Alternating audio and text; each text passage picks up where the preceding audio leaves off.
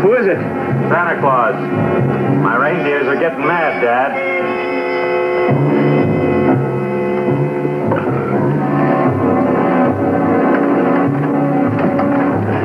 Charlie, please. What, please? I can't fix another horse. An old ex-trainer like you? Gib.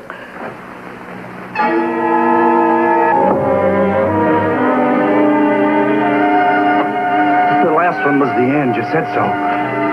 So I was wrong. You fix another nag. Lumber gal tonight. No, I can't make it again. I can't. Man says you do. Look, one little slip with a needle, I'll kill the horse. Sure, the horse slob. In the stretch, it's Lumber Gal on the rail by a half-16 second of length, smiling and blue candle. And coming down the wire is Lumber Gal getting up and winning it. Big 60 seconds, smiling man third, and minute.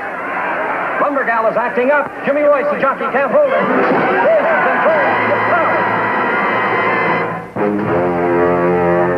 There was enough stimulant in him for 3 horses. Manus, Nevins, and now my Sable.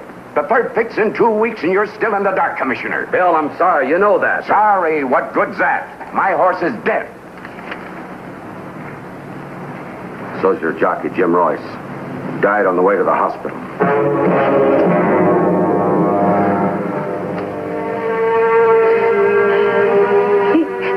He never even regained consciousness. We deeply regret this, Mrs. Royce. I know. Now, you're not to worry about anything. The Jockeys Association will see that everything is taken care of. Yes, thank you. Then there's the insurance from the track.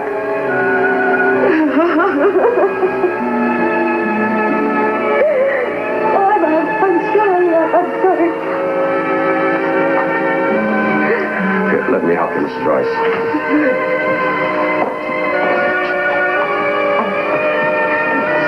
Well, Martin here will take you home. Now, if you need anything, please call me. I'll be all right.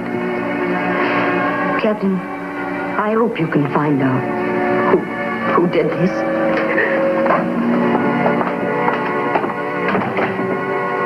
Well, you heard her. Take it easy, Paul. Take it easy.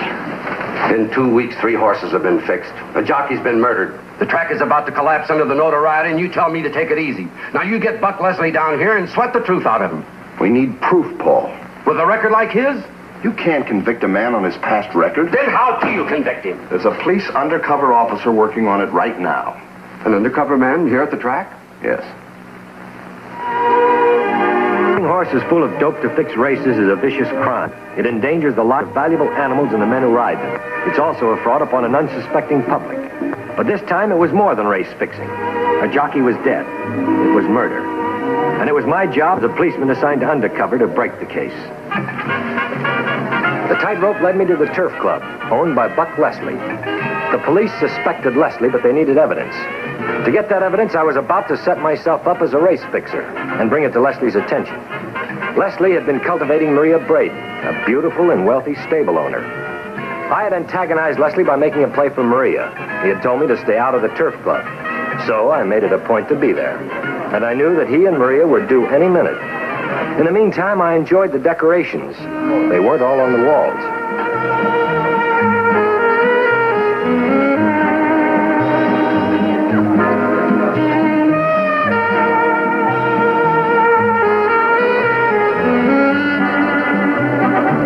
I knew that Leslie was due any minute, so I decided to use the decoration to get his attention. You'd better check your cherries. That last one was sour. Hello. Maybe you can tell me what happens in this burg after the 8th race. What do you want to happen? Well, it shouldn't be hard for the two of us to figure out. Now, I have to earn my rent.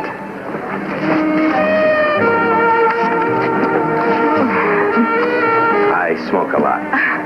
I'm Della. Tony Slater. Good, I don't believe in going out with strangers.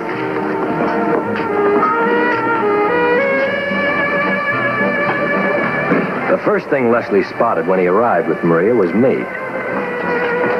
We don't need any help selling drinks, Della. Yes, sir, Mr. Leslie. You bought the cigarettes, not the girl. Now, you worry that much about all your girls? I'm the fatherly, especially around bar punks like you.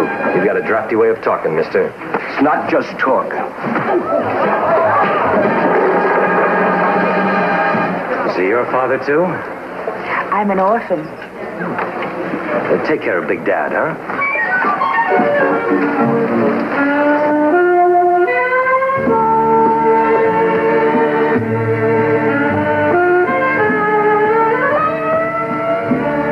Not too much soda in mine.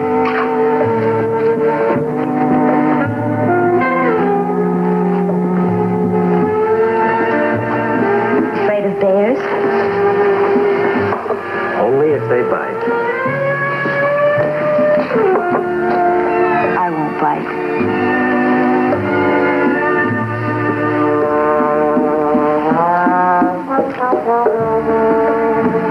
But Leslie could give you trouble. No trouble in our old friends. You're not worried? Do I love you? No. Tony, what do you do? I speculate. On what? Well, you and Leslie, for instance. What does that mean? Well, a gambler like him and a big stable owner like you isn't exactly an ordinary combination. I am not ordinary.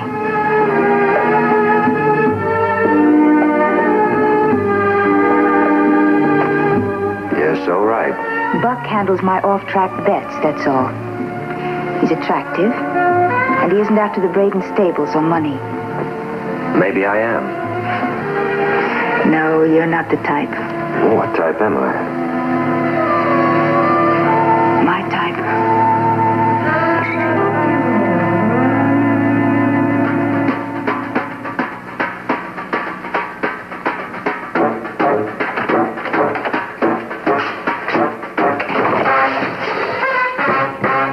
Big?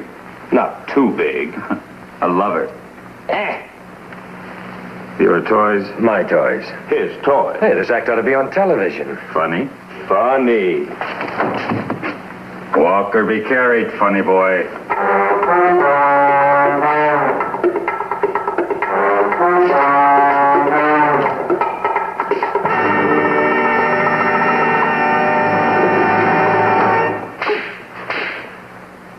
Don't hurt yourself. What'd you expect to do with these? Simple, I'm a gambler. Some gambler. On sure things. And Maria Braden? That's simple, too. Now stop being so simple. Now tell me what I want to know. I need freewheeling at the track and paddock so I can float around the stall. The Braden girls might pass. You mean you dope a few nags, grab the dough, and blow town? That's not quite what I had in mind. Then tell us, what exactly did you have in mind? You're the biggest bookie in town, so you control most of the off-track dough. What else do you know? I use Maria Braden as my in at the track. At the right time, you spread the bets around, I make the fix. You're telling me this because you like me. I get 25%. I'll tell you what you get. 15%? You'll get your face changed if you try to start something around here. Then we can't make a deal. There's nothing to deal. Get it? My mistake. Make it your last. I'll beat it.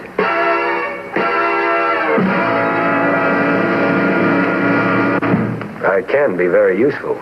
I said beat it. I don't like him. Tail him. Make sure he doesn't get out of your sight. Yeah? We're doing nothing, that's what. So you need money. Look, don't start telling me what to do. I do all the telling around here. That's better. What's in it for me? How much more? Okay, it's a deal. Get home, Art. Slap the old wino sober if you have to. We're fixing Jolly Roger in the 6th race tomorrow. And this time, check the juice. Yes, sir.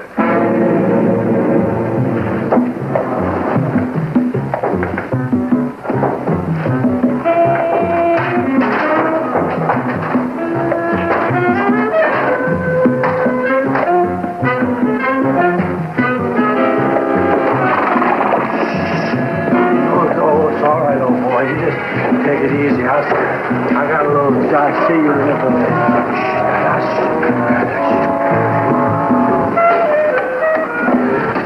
Jolly Roger.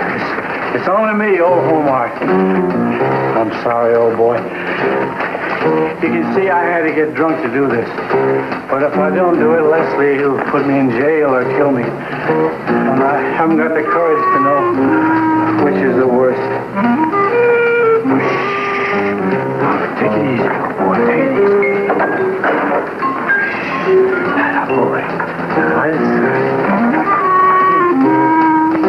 It's all right. You just go out your bit. You just get right over there. Right over there. Just take it easy, old boy. It won't hurt you, old boy. Stand still.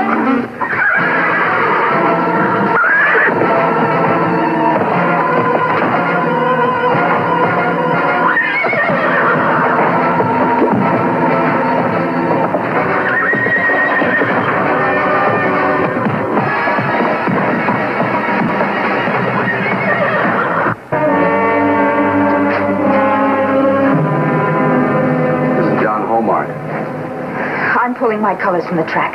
You can't do that, Miss Braden. Can't I? Should I wait till one of my horses gets it? That won't happen now. Why not? Because Homart is the man we've been after. Homart? A drunken stable hand? We ran a check on him. At one time, he was a fine trainer named Joe Fergus. 5 years ago in Baltimore, he was convicted on a fixed job. He swore he was innocent. They all do. He jumped bail, and he hasn't been heard of until now. He was a broken, bitter old man who only thought of revenge. Just think what your decision could do, Miss Braden. The commissioner's right, honey. If the Braden stables pull out, everyone else will follow you. The track could be ruined for years. This sort of thing happens at all tracks at one time or another. You've heard the bromide about the barrel of apples? Now that they've got the rotten one, you're home free. All right, Paul. We'll forget what I said. Say, I didn't get your name. I didn't give it to you. Any reason not to? He's a friend of mine. Sorry, Miss Braden. Good friends? A very personal friend. And if you'd been as suspicious of people before this happened, you'd be taking Homart to jail instead of the morgue. Captain Miller had put on a good act. Not for an instant had he indicated that he knew I was an undercover officer. For the next few days, I spent a lot of time with Maria. We went to the track and visited her stables. When you're allowed to listen in on instructions to the jockey, you're part of the family. And as one of the family, I had complete freedom in the stables and paddock area. I knew that Buck Leslie would be very inquisitive about my moves and would draw only one conclusion, that I was working up to fixing a horse, which was exactly what I wanted him to believe. However, Leslie was still playing a cagey game. He wouldn't make a move until I made mine, and he wasn't one to leave anything to chance. Just to make sure that he knew all of my moves, he had one of his boys tail me everywhere that Maria and I went, around the clock. I had Leslie worried, off balance. I just wanted to be sure I didn't lose mine. I found out what the two of us can do after the 8th race. I'm sorry, baby, my pleasure hours have changed. So's your taste. What's my... Just horses. Oh. Well, a charm boy himself. Pays off. Does it? You should know that goon you've had on my tail must have given you a full report. That's right. I know all the answers. Give me one. $200,000 from tomorrow's handicap. That's a wrong one, Buster. Like I said, that's not my line. What about a nag called Uncle Ned? He was fixed in Baltimore about 5 years ago, wasn't he? It's your story, smart boy, not mine. But it was your nag, not mine. More answers? John Homart, or should we say Joe Fergus, your ex-trainer, took the rap. That's a dead case. But if you keep coming up with answers, you'll be wearing a bucket of cement for shoes. Okay, Leslie, you're the boss. I'll bet you just kissed away $150,000. No kidding. What about the other 50 grand? Well, I've got to get something out of this. But I won't call you. You call me. I'd given Leslie something to think about. He hadn't grabbed the bait, but he was toying with the idea. So I continued to aggravate his curiosity by staying close to Maria. That was the nice part of the job. Leslie was getting a full report from the hood that was tailing us. One thing Leslie didn't know. The horse I had picked for the fix was one of Maria's, a filly named Lucy May.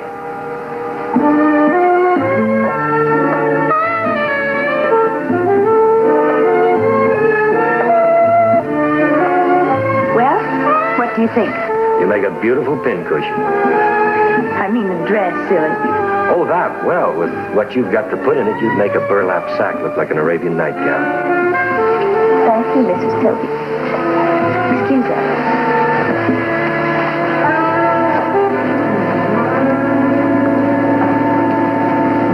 I had convinced Maria to enter Lucy May in the Willow Handicap, but the race was only one day off, and Buck Leslie still hadn't made his move.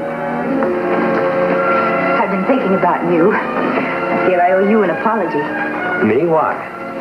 Oh, I'm sorry you've lost so much on my horses. Yeah, I've been meaning to talk to them about that. I haven't owned a good stallion in 3 years. My stock is weak. Well, why don't you get out of the business? Oh, you don't just get out. Not when you're trapped. Are you trapped? By tradition, Tony. The stables are 70 years old.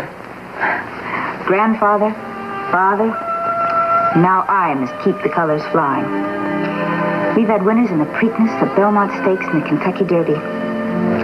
It's my whole life, my heritage. There's no deadlier trap in the world than heritage. I'm sorry. I guess I got carried away.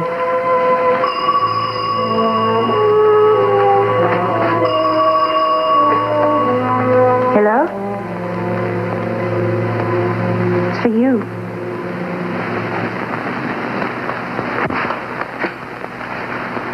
Hello? No, I can't make it. You gotta make it, buddy boy. Mr. Leslie has thought about the answers. Now he's got some questions. Like, how do you earn your 50 grand? Yeah. Half hour is just fine.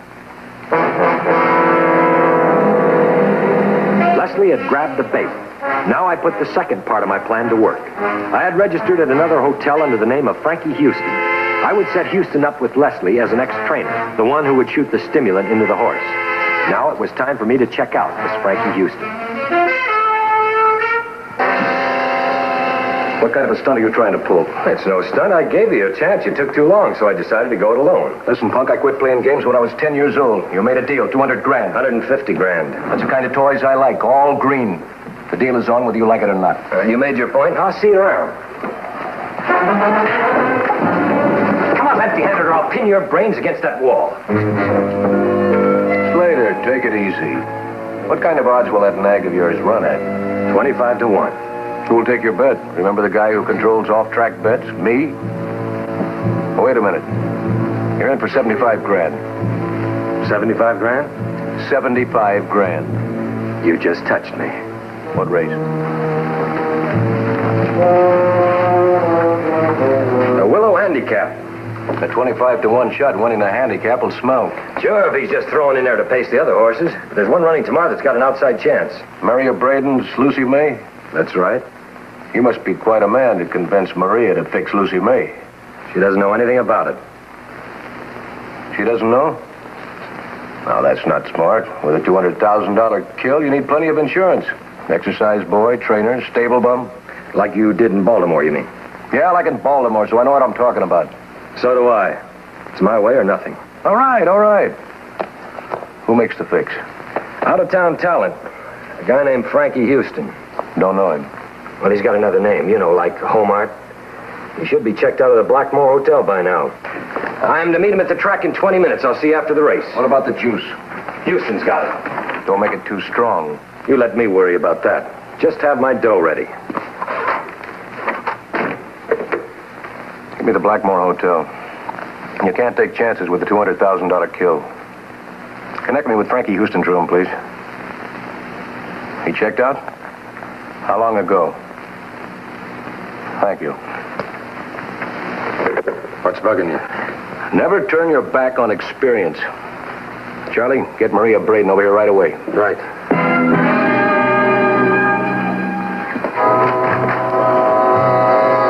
Pieces were all in place.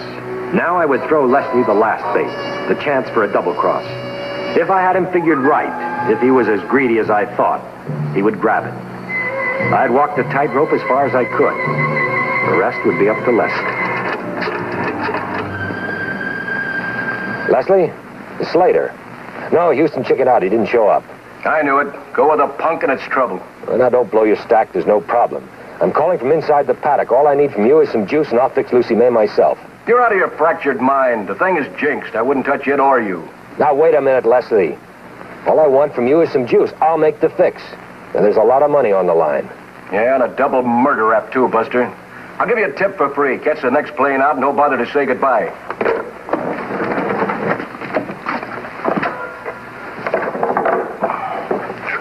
Wise punk. We just saved ourselves 75 grand. Paul, I've heard from our undercover man. He's got Leslie on the hook. Yeah. I'll meet you at the paddock gate right away. We may get our evidence on Leslie tonight. I heard the gate opening. I had figured Leslie right, but the timing was wrong. Captain Miller hadn't gotten there yet. I would have to make the arrest myself.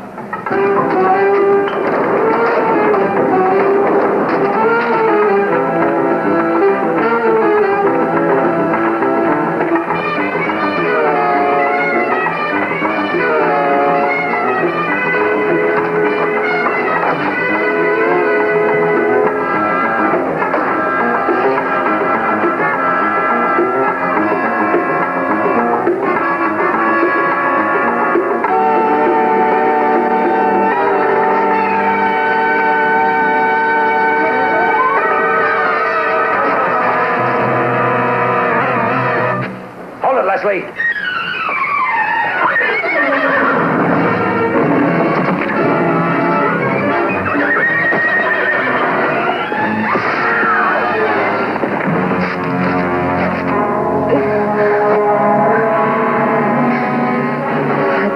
And sometime. When you were in on all the fixes. From the beginning. Why did you come here? Lucy May. They almost destroyed at birth. I nursed her. I pulled her through.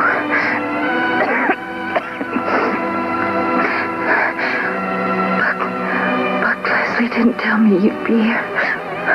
I'd have trusted her with you. Tony.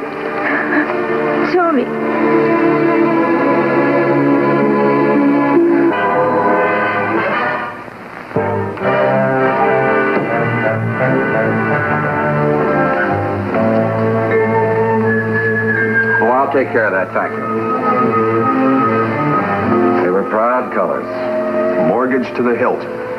That's why Maria proposed the fixing deal to Leslie to try to get out from under. But the tragedy of Maria Braden goes deeper than money. It goes back 70 years of heritage and tradition, of bluegrass and winter circles. When Maria saw she was going to lose it, she was willing to do anything to try to save that heritage. She couldn't stop herself.